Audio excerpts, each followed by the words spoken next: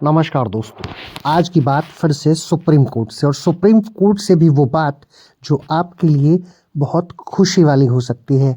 एक आज ऐसे ऐतिहासिक फैसले के बारे में बात करेंगे जो हाल फिलहाल आया है, और वो जुड़ा है जमीन से। जमीन से कैसे, वो भी मैं आपको बता देता हूँ।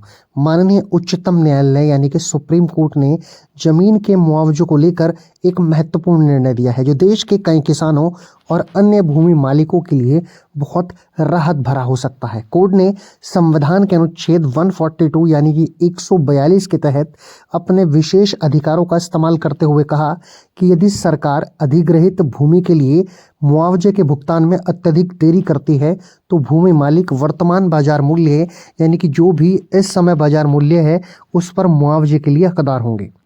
ये फैसला जो आया है वो आया है Karnataka industrial area development board और एक उसके खिलाफ याचिका की सुनवाई करते हुए माननीय सुप्रीम कोर्ट ने ये फैसला दिया है। यानी कि एक याचिका Karnataka industrial area development board यानी KIADB के खिलाफ दायर थी। उस याचिका पर सुनवाई करते हुए ये फैसला माननीय उच्चतम न्यायालय ने दिया है। अब थोड़ा सा इस मामले को जान लेते हैं। KIADB यानी कि Karnataka industrial area development board ने 2003 में बेंगलुरु मैसूर इंफ्रास्ट्रक्चर कॉरिडोर परियोजना के लिए हजारों एकड़ भूमि अधिग्रहित की थी, लेकिन भूमि मालिकों को मुआवजे के लिए कोई अवार्ड जारी नहीं किया गया था। भूमि मालिकों ने इसके बाद अदालत का रुख किया, लेकिन अदालत के निर्देशों के बावजूद भी मुआवजा घोषित नहीं किया जाता है। 2019 में बोर्ड को अवमानना कार्यवाही का भी सामना करना पड़ा और फिर उसने 2003 की दरों पर मुआवजे की घोषणा की। इस निर्णय को कर्नाटक हाईकोर्ट में चुनौती दी गई, जिसने 2019 के बाजार मूल्य के आधार पर मुआवजा निर्धारित करने का आदेश दिया। यानी कि 2003 की जो शुल्क थी, दरें थी, उन पर मुआवजा देने के लिए इस कंपनी ने कहा था।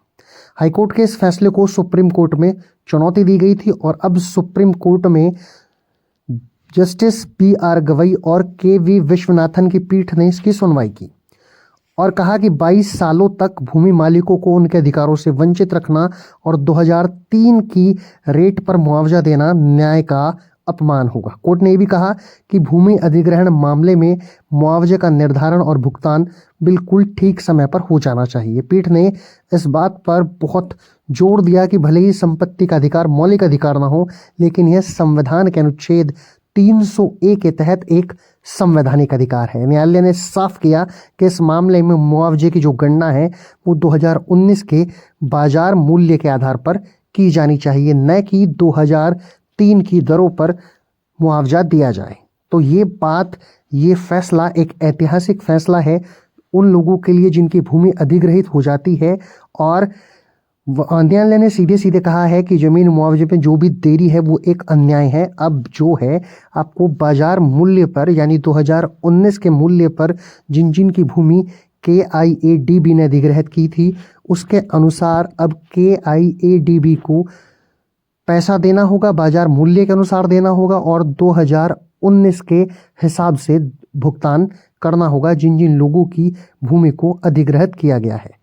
तो ये एक ऐतिहासिक फैसला था जो फिलहाल सुप्रीम कोर्ट ने दिया है। आशा करता हूँ कि ये वीडियो आपको पसंद आया होगा, इसमें दी गई जानकारी भी आपको पसंद आई होगी। यदि ये वीडियो आपको पसंद आया है तो इस वीडियो को लाइक कीजिए, शेयर कीजिए, और यदि आप हमारे चैनल पर नए हैं तो हमारे चैनल को सब्सक्राइब जरूर कर लीजिए। मैं जल्द लौटूंगा एक बहुत अच्छे वीडियो के साथ, तब तक के लिए नमस्कार।